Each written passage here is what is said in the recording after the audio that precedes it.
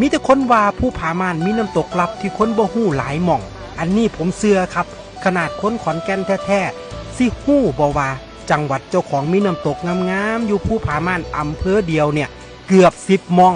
เว้าไปก็สิว่าข่อยเว้าเกินไปแม่นอีหลีแค่อยู่หมู่บ้านดวงสะข้านตำบลวังสะบาบที่เฮาพาไปสำรวจปีที่แล้วก็มีน้ำตก5ม่องละเด้